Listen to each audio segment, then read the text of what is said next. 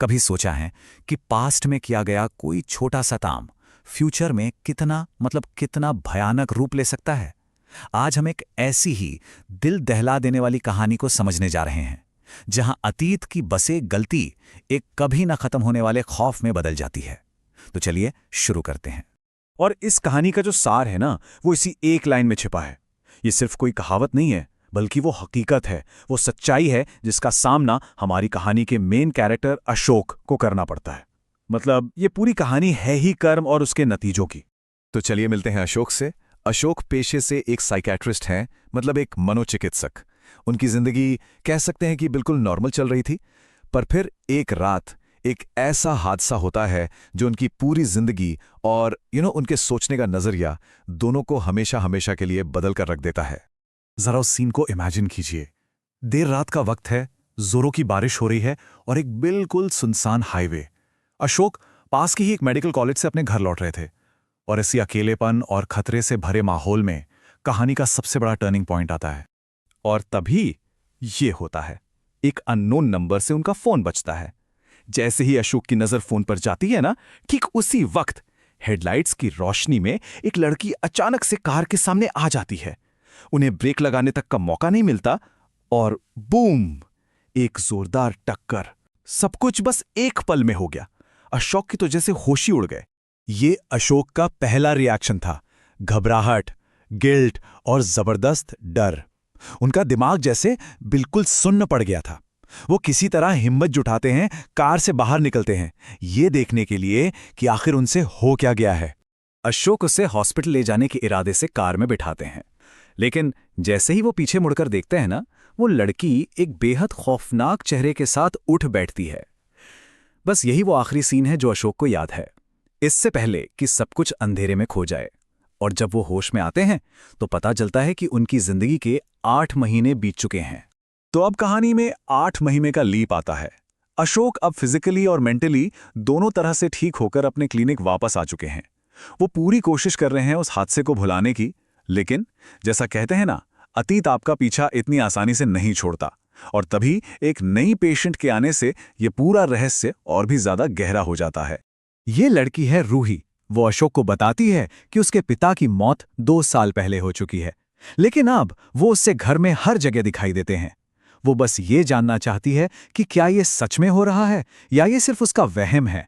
और फिर वो अशोक से एक बड़ी अजीब सी रिक्वेस्ट करती है कि वो उसके साथ उसके घर चलें।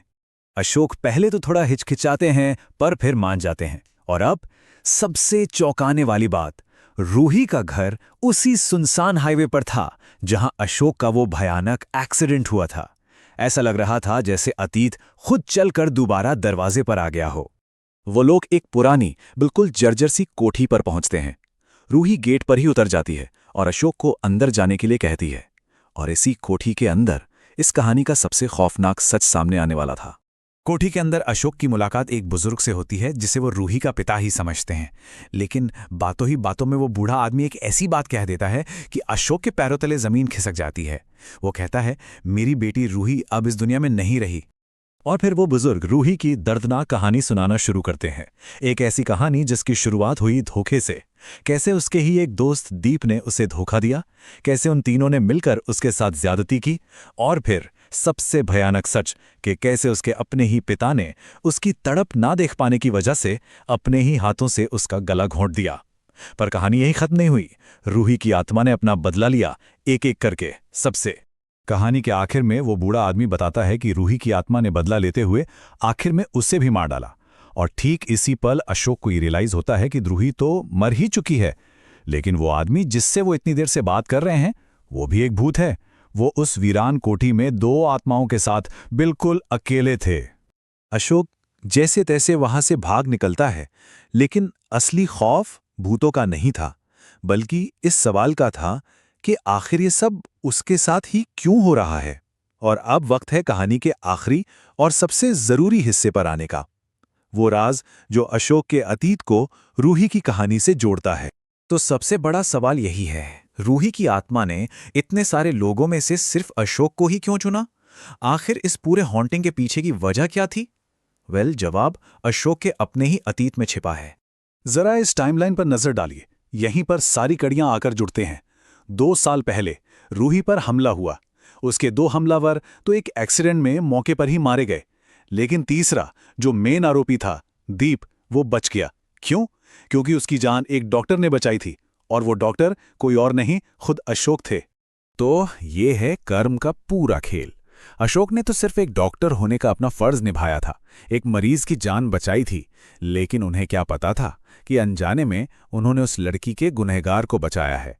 और अब उसी लड़की की आत्मा उन्हें उनकी उस एक नेकी कहिए या गलती, उसकी सजा दे रही थी। तो अब जब सारा सच सामने आ चुका है, तो क्या ये सब यहीं खत्म हो गया? नहीं, कहानी का जो अंत है ना, वो इससे भी कहीं ज्यादा परेशान करने वाला है। अगर हम देखें तो रूही का बदला तो पूरा हो चुका है, राइट? तीनों हमलावर मारे जा चुके हैं, यहां तक कि उसके पिता भी, जिसने उसे वो दया मृत्यु दी थी, वो भी मर चुका है। मतलब उसका मिशन तो पूरा हो गया।